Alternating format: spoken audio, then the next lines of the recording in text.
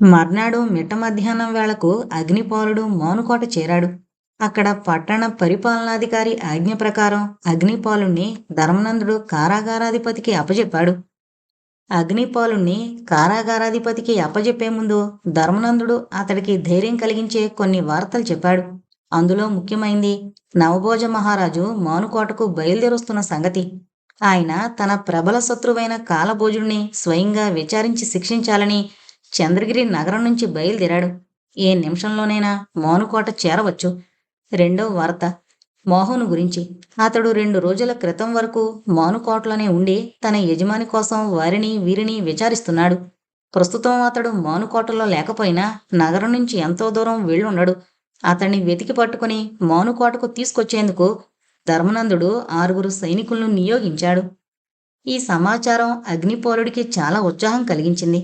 మాహు సమయానికి దొరికినా దొరకపోయినా నవభోజరాజు నగరానికి వస్తున్నాడు గనుక చూస్తూ చూస్తూ తనను ఉరి తీయించేంత సాహసానికి అవజ్ఞవర్మ ఒడిగట్టడని అగ్నిపాలుడు భావించాడు. అయినా తను తగు జాగ్రత్తలో ఉండడం మంచిది. అందుకని అగ్నిపాలుడు ధర్మనందుణ్ణి ఒక సహాయం కోరాడు. నవభోజరాజు రాజధాని నగరం నుంచి బయలుదేరి రావడం అంటే వెంట తన మిత్రుల్లో ఎవరో ఒకరు తప్పకుంటారు. ఓబల్రాజు, ధర్మపాణి, జయసింగ్ వీరిలో ఎవరో ఒకరు ఆయన వెంట ఉండక తప్పదు. నువ్వు వీలు చూసుకుని మహారాజును మార్గమధ్యంలోనే కలుసుకుని ఈ నా స్నేహితుల్లో ఎవరు వెంటున్నా నా ప్రస్తుత పరిస్థితి గురించి వారికి చెప్పు. తతిమా విషయాలన్నీ వారే చూసుకుంటారు అన్నాడు అగ్నిపాలుడు. ధర్మనందుడు దీనికి చాలా సంతోషంగా అంగీకరించాడు. ఆ సరికి ఈ విష్ణుమిత్రుడు అనబడే వ్యక్తి నిజంగా అగ్నిపాలుడే అని అతడికి నమ్మకం కుదిరిపోయింది. మీ విచారణ ఈ సాయంకాలం 5 గంటల ప్రాంతాన జరగచ్చు. మిమ్మల్ని బంధించి తెచ్చిన నేను తప్పక సాక్షిగా పిలువబడతాను. మిమ్మల్ని న్యాయస్థానానికి తీసుకువెళ్లడం నుంచి చివరకు న్యాయాధిపతుల నిర్ణయం ఏదైనా అది అమలు జరిగే వరకు మీ రక్షణ బాధ్యత నాదే.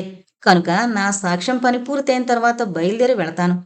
మహారాజు వెంట అదృష్టం కొద్దీ నా మిత్రుడు జయసింగ్ ఉంటే ఇక చెప్పవలసిందేమిటి అన్నాడు ధర్మనందుడు.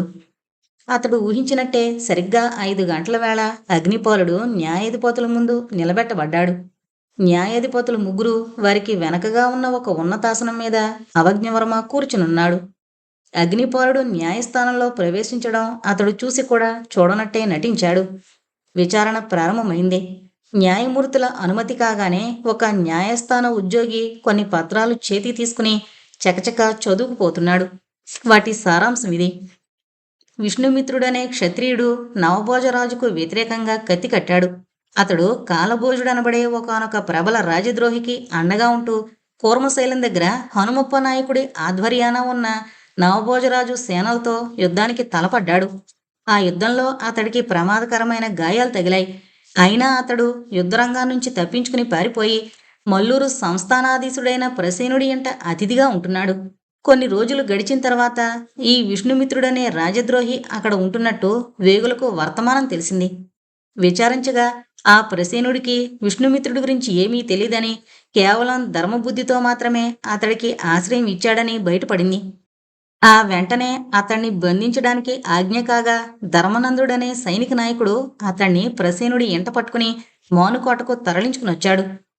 నీ మీదున్న అభియోగం ఏంటో విన్నావు కదా, నువ్వు చెప్పదలుచుకుందేమిటో చెప్పుకోవచ్చు అన్నాడు ఒక న్యాయమూర్తి. అయ్యా, ఈ అభియోగం విష్ణుమిత్రుడికి సంబంధించడం వల్ల అందులోని నిజానిజాలు నాకు తెలియవు అన్నాడు అగ్నిపాలుడు. న్యాయమూర్తులు ముగ్గురు ఆశ్చర్యచకితులయ్యారు. అది గమనించి నేను విష్ణుమిత్రుని కాను అన్నాడు అగ్నిపాలుడు. ఈసారి న్యాయమూర్తులు ముఖాముఖాలు చూసుకున్నారు. వారి పేదాల మీద చిరునవ్వు తళుక్కుమంది. నువ్వు విష్ణుమిత్రుడివి కాక మరెవరివి అన్నాడొక న్యాయమూర్తి అపహాస్యంగా. నేను అగ్నిపాలుణ్ణి, ఆ పేరే గల సంస్థానాధిపతిని. నవభోజరాజుల ఆస్థానంలో చాలా కాలంగా ఉంటున్నాను అన్నాడు అగ్నిపాలుడు. న్యాయమూర్తులు ముగ్గురు అవజ్ఞవర్మకేసి తలలు తిప్పారు. అతడు ఆసనంలోంచి కొంచెం ముందు కొంగి నవ్వుతూ ఏదో చెప్పాడు. నువ్వు అగ్నిపాలుడు అని గుర్తించేందుకు ఉపకరించే సాక్ష్యం ఏమైనా ఉందా? నవభోజ రాజ ఆస్థానం వారైన అవజ్ఞవర్మ ఇక్కడే ఉన్నారు. వారెవరో గుర్తించి చెప్పగలవా అన్నాడొక న్యాయమూర్తి. అగ్నిపాలుడు చూపుడు వేలిని అవజ్ఞవర్మకేసెత్తి, ఆయనే అవజ్ఞవర్మ. ఆయన నన్ను బాగా ఎరుగును.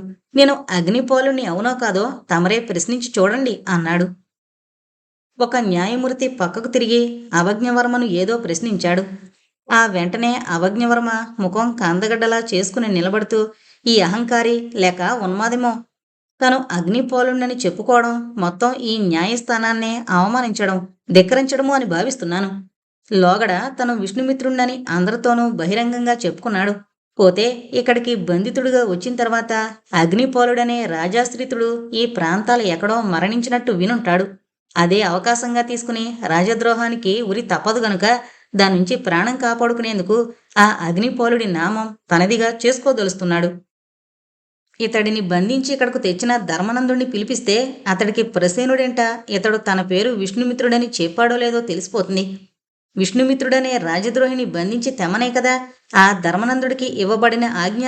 అలాంటప్పుడు అతడు విష్ణుమిత్రుని కాక అగ్నిపోలుడు అనేవాణ్ణి బంధించి ఇక్కడికి తేవడం జరుగుంటే అతడు ఆజ్ఞ ధిక్కారణ చేసిన నేరానికి గురవుతాడు అన్నాడు. న్యాయమూర్తుల ఆజ్ఞ కాగానే ధర్మనందుడు అక్కడికి రావింపబడ్డాడు. న్యాయమూర్తి ఒకరు ధర్మనందుణ్ణి ఉద్దేశించి ఇలా ప్రశ్నించాడు. ఈ నిందితుణ్ణి రాజా ప్రసేనుడి ఇంటనే కదా నువ్వు పట్టుకుంది? చిత్తం, అవును అన్నాడు ధర్మనందుడు. బంధించే సమయంలో ఇతడు తన పేరు ఏమని నీకు చెప్పాడు? అతడేమీ తన పేరు నాకు తెలియపరచలేదు అన్నాడు ధర్మనందుడు. నువ్వక్కడ ఎవరిని బంధించి తెమ్మని ఆజ్ఞాపించబడ్డావు? విష్ణుమిత్రుడనే రాజద్రోహిని. బంధించే ముందు ఆ విషయం అతడికి తెలియపరిచావా? అవును, తెలియపరిచాను. అతడు తను విష్ణుమిత్రుడు కాదని నీతో చెప్పాడా? అప్పట్లో చెప్పలేదు. మనం అప్పటి సంగతే మాట్లాడుతున్నాం, ఇప్పటి సంగతి కాదు అంటూ అవజ్ఞవర్మ ధర్మనందుడికేసి కోపంతో కేకపెట్టి న్యాయమూర్తులకేసి తిరిగి, ఇక మీరు న్యాయ నిర్ణయం చేయవచ్చుననుకుంటాను అన్నాడు. విష్ణుమిత్ర, నువ్వు నవభోజరాజుపై కత్తి కట్టడం ద్వారా గొప్ప రాజద్రోహం చేశావని తేలిపోయింది. ఇంకా నువ్వు చెప్పదలుచుకుంది ఏమైనా ఉందా అన్నాడొక న్యాయమూర్తి. క్షమించాలి, నేను విష్ణుమిత్రుని కాదు, అగ్నిపోలుణ్ణి అన్నాడు అగ్నిపోలుడు నిండు స్వరంతో. అందుకు సాక్ష్యం? అలాంటిదేమీ లేదన్నట్టు తేలిపోయింది. న్యాయమూర్తులు ఈ విచారణను రేపు సాయంకాలానికి వాయిదా వేస్తే నేను సాక్ష్యం తెచ్చుకోగలను అన్నాడు అగ్నిపోలుడు. అది సాధ్యం కాదు. కాలం పొడిగించినంత మాత్రాన చేసిన రాజద్రోహం కనబడకుండా పోతుందా అంటూ అవజ్ఞవర్మ నవ్వాడు. ఆ నవ్వు అగ్నిపోలుడి మనస్సును ఉడుకులెత్తించింది. అతడు తన భవిష్యత్తును గురించి తను న్యాయమూర్తుల ఎదుట ఉన్నాననే సంగతి మరిచిపోయి క్రోధావేశంతో, అవజ్ఞ, నీ ద్రోహచింతనకు తగిన ప్రాయశ్చిత్తం జరిగి తీరుతుంది. విష్ణుమిత్రుడన్న పేరుతో నన్ను ఉరితీయించాలని నువ్వు చేస్తున్న కుట్ర పటాపంచలు చేయగలను. జాగ్రత్త, అగ్నిపోలుడి శక్తి సామర్థ్యాలు నీకు తెలియనివి కావు అన్నాడు. వీడు రాజద్రోహి మాత్రమే కాదు, ఉన్మాది కూడా అంటూ అవజ్ఞవర్మ పెద్దగా అరిచాడు. న్యాయమూర్తులు అగ్నిపోలుడికేసి కోపంగా చూస్తూ తలలు ఆడించారు. తర్వాత వారిలో వారు 4-5 క్షణాల కాలం సంప్రదించుకుని విష్ణుమిత్రుడనే రాజద్రోహి విచారించబడి నేరం రుజువైనందున ఉరిశిక్ష విధించడమైంది అంటూ తమ తమ ఆసనాల మీద నుంచి లేచారు. అవజ్ఞవర్మ కూడా న్యాయమూర్తులతో పాటే లేచాడు. తన దృష్టి ఒక్క క్షణకాలం అగ్నిపోలుడి ముఖం మీద ప్రసరింపజేసి విజయసూచకంగా ఒక చిరునవ్వు నవ్వి అక్కడి నుంచి వెళ్ళిపోయాడు. 2 భట్లు అగ్నిపోలుడి చేతులకు సంకెళ్ళు తగిలించి అతన్ని న్యాయస్థానం నుంచి బయటకు నడిపారు. ద్వారం దగ్గర ధర్మనందుడు అతడికి ఎదురై ఆప్యాయంగా భుజం తడుతూ, అగ్నిపాల, ఈ రాత్రికి నీకొచ్చిన భయమేమీ లేదు. ఇప్పటికే 6 గంటల కాలం దాటినందుకు నీకు విధించబడిన ఉరిశిక్ష అమలు జరిగే అవకాశం లేదు. 6 గంటల తర్వాత ఏ నేరస్తుడు ఉరితీయబడ్డు.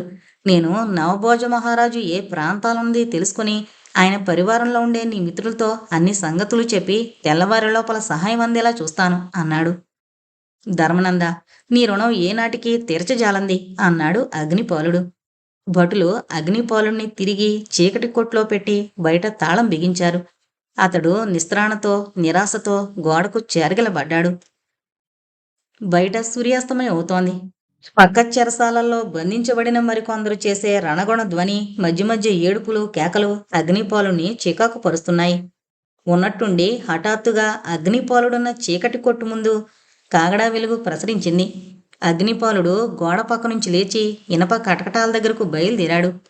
అంతలో కాగడా పట్టుకున్న వ్యక్తి అతడున్న గది తాళం తీసి కాగడాను ముందుకు చూపుతూ, అమ్మా, మీరు లోపలికి వెళ్ళొచ్చు అన్నాడు. ఆ క్షణం వరకు ఆ కాగడా పట్టుకునున్న వ్యక్తి వెనక ఒక స్త్రీ నిలబడున్నదని అగ్నిపోలుడు గ్రహించలేదు. తనను చూడవచ్చిన స్త్రీ ఎవరై ఉంటారని అగ్నిపాలుడు ఆలోచించే లోపలే ఆ స్త్రీమూర్తి గదిలో ప్రవేశించింది. ఆమె తల నిండుగా ఒక పొట్టు వస్త్రం కప్పుకొనుంది.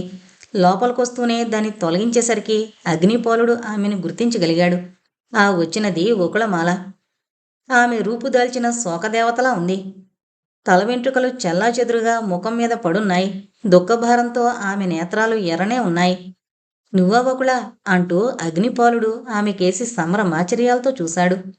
అవునగ్ని, నేను పాపిని, నీచురాల్ని అంది వకుళమాల గాద్గాదికంగా.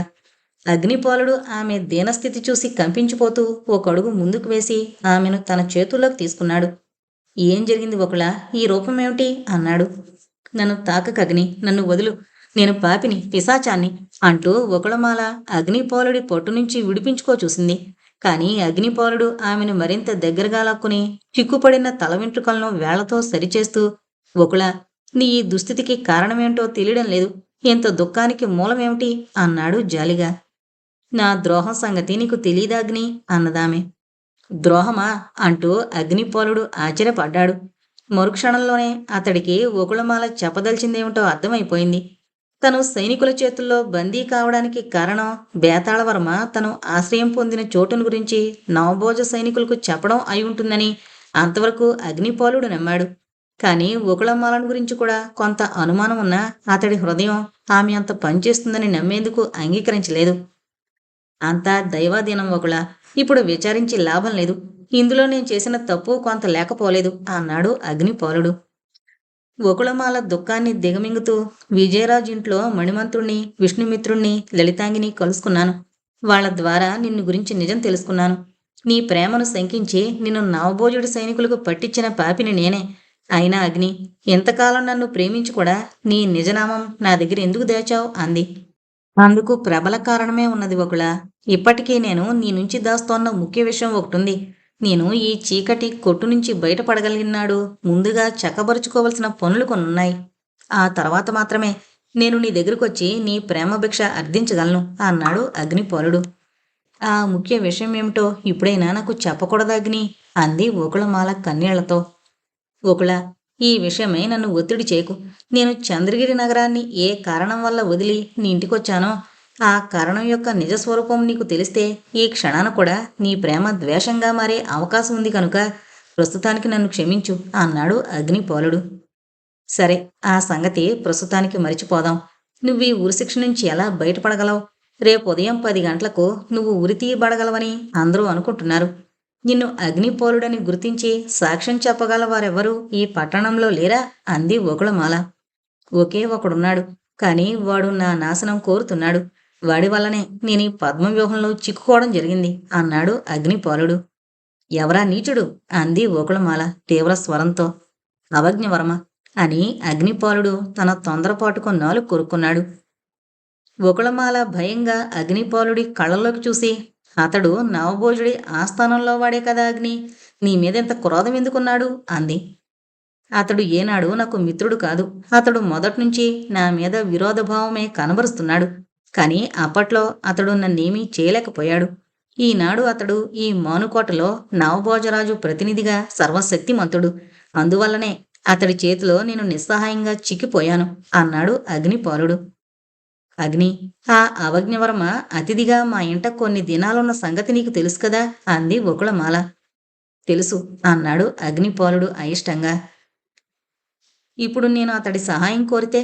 వద్దు వకుళ అన్నాడు అగ్నిపాలుడు ఆదుర్దాగా.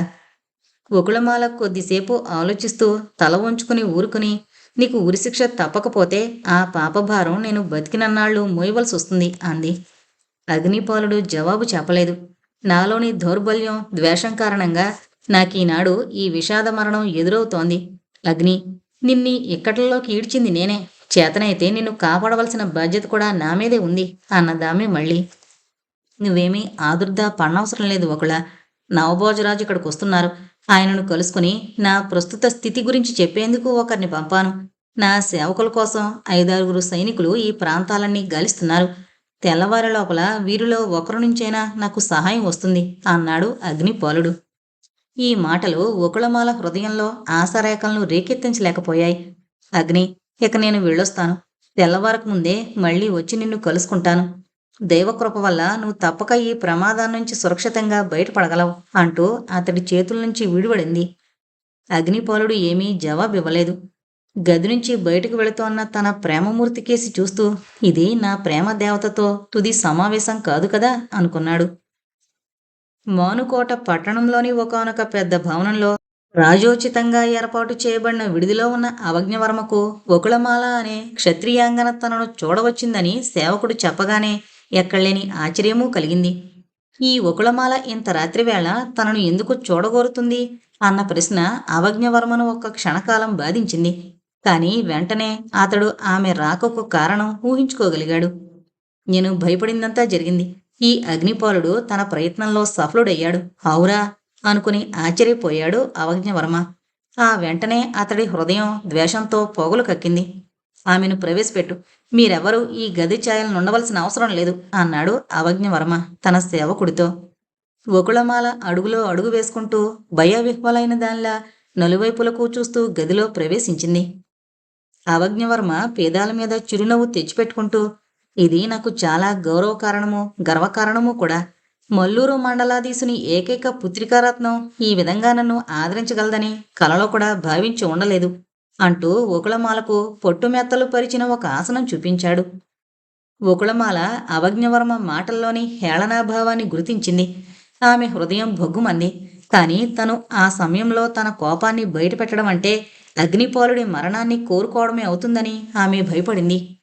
వకుళమాల కూర్చోగానే అవజ్ఞవర్మ కూడా తన ఆసనం మీద కూర్చుంటూ, తమ రాకకు కారణమేంటో అడగవచ్చునా అన్నాడు ఎంతో మర్యాదుట్టిపడే గొంతుతో. మీ నుంచి ఒక సహాయం కోరేందుకొచ్చాను. ప్రస్తుతం ఇక్కడ కారాగారంలో అగ్నిపాలుడనే వ్యక్తి ఉన్నాడు. మీకు తెలుసు కదా అంది వకుళమాల. అగ్నిపాలుడా? ఎవరతడు అంటూ అవజ్ఞవర్మ ఎక్కడలేని ఆశ్చర్యము నటించి, ఆ పేరుగల వ్యక్తి ఈ ప్రాంతాల్లోనే ఎక్కడో మరణించాడని ఎవరో చెప్పగా విన్నానే అన్నాడు. వకుళమాల పొంగి వస్తున్న కోపాన్ని అణుచుకుంటూ, అవజ్ఞవర్మ, ఈ సమయంలో హాస్యప్రసంగం ఏమీ మర్యాద అనిపించుకోదు అంది కఠినంగా.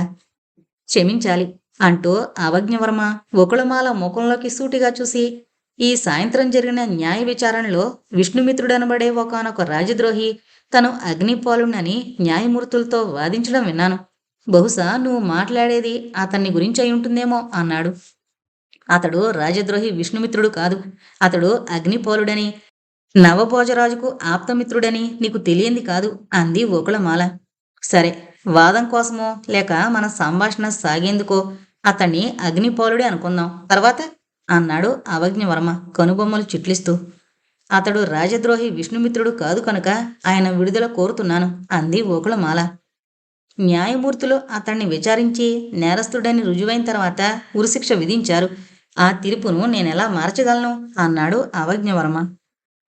ఆ తీర్పును మార్చనవసరం లేదు. కానీ అతడు విడుదలయ్యేందుకు అవసరమైన సాక్ష్యం మీరివ్వగలరు. ఒక్క మాటలో అతడు అగ్నిపాలుడని మీరు గుర్తించండి చాలు అంది వకుళమాల. అవజ్ఞవర్మ నిర్వికారంగా ఒక క్షణకాలం వకుళమాల కేసి చూసి, ఇంత జరిగిన తర్వాత ఆ విష్ణుమిత్రుణ్ణి అగ్నిపాలుడే అనుకుందాం. విడుదల చేయడం అంటే నా నాశనం నేను కొని తెచ్చుకోవడమే అన్నమాట అన్నాడు. అతడికి ప్రాణదానం చేయడం వల్ల మీకు నష్టం ఎలా కలుగుతుంది అని అడిగింది వకుళమాల.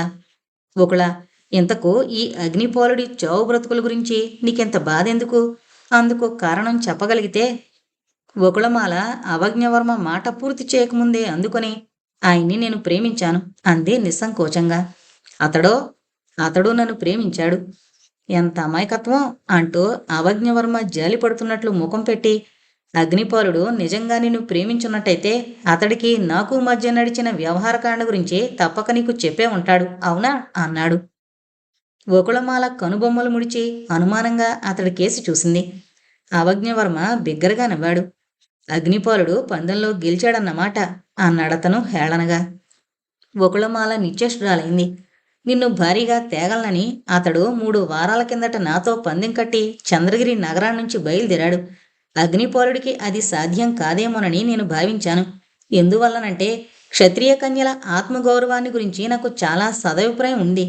పందెంగాళ్లను ప్రేమించి వివాహం ఆడే కన్యలు కూడా ఉంటారని నాకు తెలీదు అని కొంచెం ఆగి, ఏమైతేనేం షరతుల ప్రకారం ఇప్పుడు నా ఆస్తిపాస్తులన్నీ అగ్నిపాలుడివి అన్నాడు.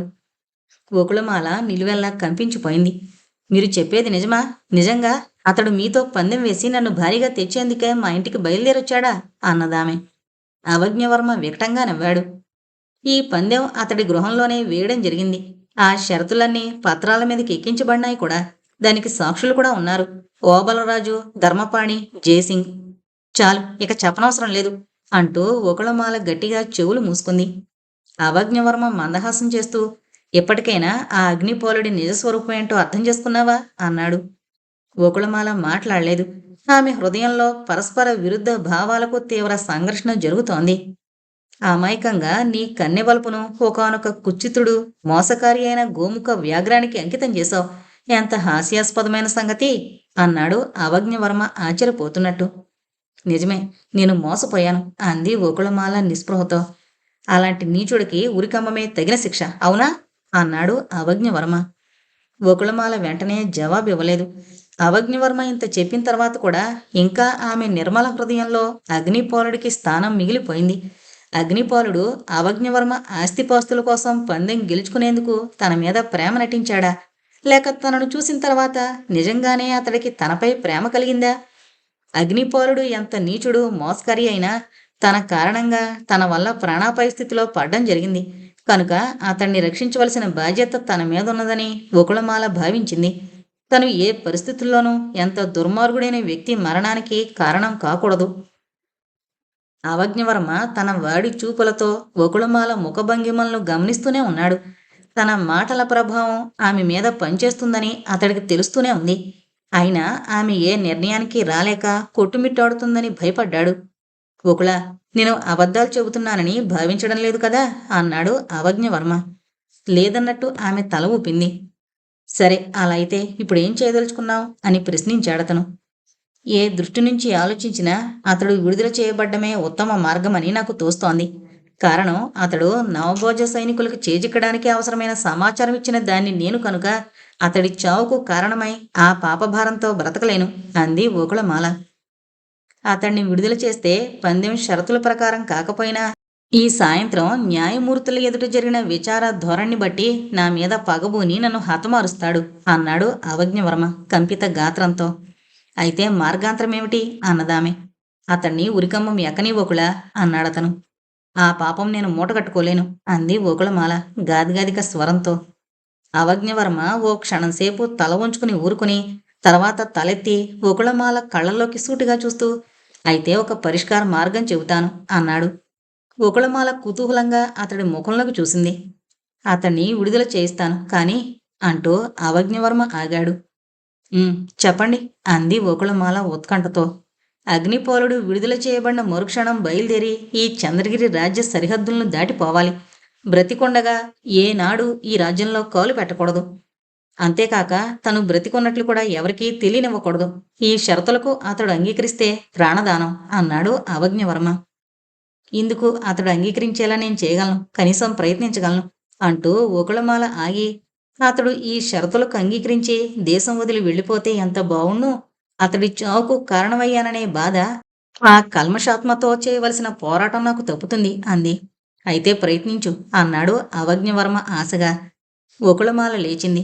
ఆమె అవజ్ఞవర్మకేసి ఓ మారు చూసి తల వంచుకుని ద్వారంకేసి బయలుదేరింది. అవజ్ఞవర్మ కూడా లేచాడు. అతడి నేత్రాలు ఆనందంతో మిలమిల్లాడాయి. పేదాల మీద మందహాసం కదలాడింది. ఒకళ అన్నాడతను ఆనంద పారవస్యంతో. ఒకళమాల ద్వారం దగ్గరాగి వెనుతిరిగి చూసింది. ఒకళ, ఒకప్పుడు నేను నీ ప్రేమ భిక్ష కోసం వచ్చాను, జ్ఞాపకం ఉందా అని అడిగాడు అవజ్ఞవర్మ. ఒకళమాల నిశ్చేష్టురాలైంది. ఒకళ, నా సహృదయం తెలిసిన నువ్వు ఏనాటికైనా నా అర్ధాంగివి కాగలవని నేను నమ్ముతున్నాను అన్నాడు అవజ్ఞవర్మ హీన స్వరంతో. ఆ మాటలు వింటూనే ఒకళమాల గిరుక్కున తిరిగి గడప దాటి వీధిలోకి వెళ్ళిపోయింది. అవజ్ఞవర్మకు ఆమె మనోగత భావం ఏమిటా అన్న ప్రశ్న ప్రత్యక్షమైంది. అతడు గబగబా గడప దగ్గరకు పోయి వేగంగా నడిచిపోతున్న ఒకళమాలకేసి చూస్తూ నిట్టూర్చి, ఎవరక్కడ అంటూ సేవకుడి కోసం కేక వేశాడు. ఎవరూ జవాబు పలకలేదు. ఈసారి అవజ్ఞవర్మ మరింత గట్టిగా ఎవరక్కడ అని అరిచాడు. దానికి జవాబు లేదు.